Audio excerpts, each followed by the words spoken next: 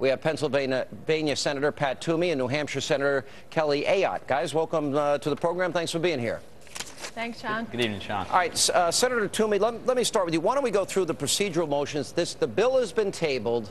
In other words, this is the second time that the House of Representatives, as it relates to the debt ceiling, has passed a bill, and the bill has been tabled. In other words, at least temporarily on this one, they're not even taking the bill up, correct?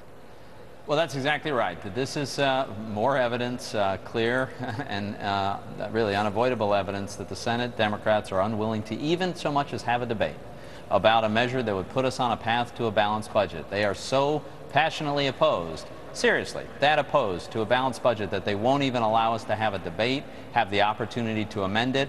Those are the things that would have resulted if we had been able to defeat the motion at table. It would have gone to the floor. We might have been able to make this into a really good measure, but no such opportunity with Harry Reid and the Democrats. Well, and I have to say, I think this is part of a pattern of obstruction, because we saw it with the budget. The House did their job, passed a budget.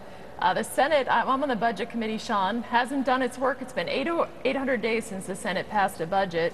Same thing with cut, cap, and balance. They moved to table that without debate, and here tonight they did the same. It seemed, as I'm listening to, first, let me ask you both this. Senator Ayotte, let me start with you.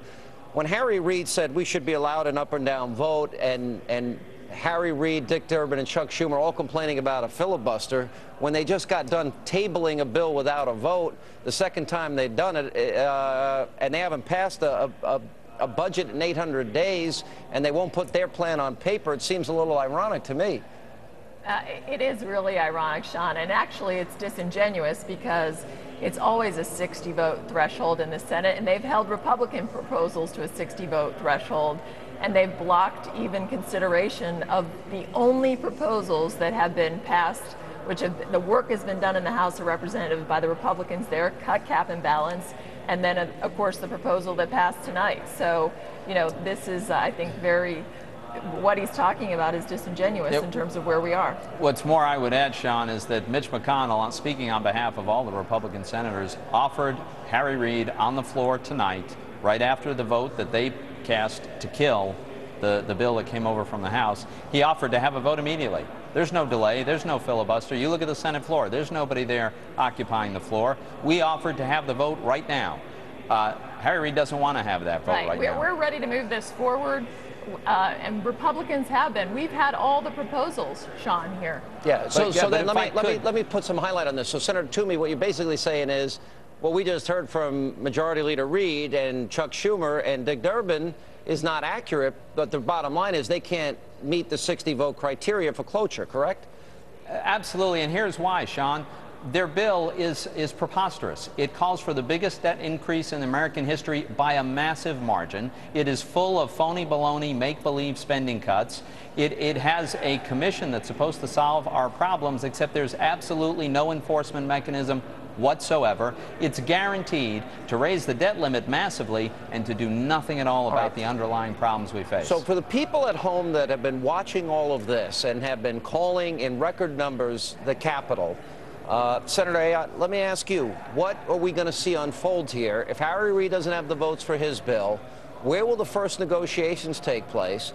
They seem to want to separate, this is my impression, tell me if I'm wrong, Senator McConnell from both the House and some of the more conservative senators. Did you sense that as well? And where do we go from here?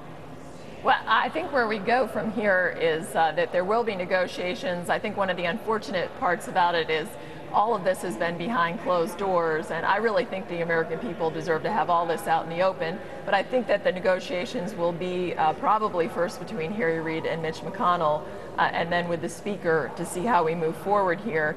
And let's not forget, last Sunday it was the President who rejected apparently some kind of bipartisan agreement.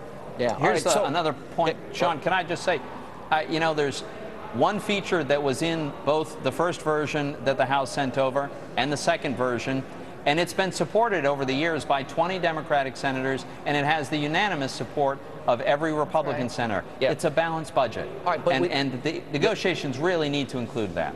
All right, so let me just be clear here. So I assume they're going to use, as Bret Baier was saying, that the Boehner bill is a shell. They're going to gut it, slice it, dice it, and liberalize it, if I could use that term. That's my own term.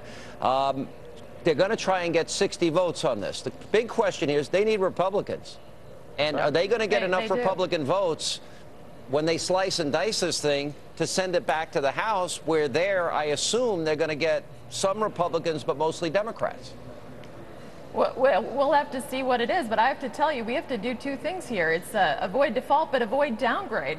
I mean, when we've looked at the proposals that have been on the table, there haven't been enough spending cuts, or as Pat mentioned, the balanced budget component is so important to get our fiscal house in order. Well, I mean, that's the thing, and we're also using baseline budgeting, which projects out at least 8% growth for as far as the eye can see. And if we don't get a hold of that growth pattern, we're going to be in trouble. But Senators, thank you both for being so patient, and thank you for your insight. And it's going to be a long weekend, and we appreciate you being with us.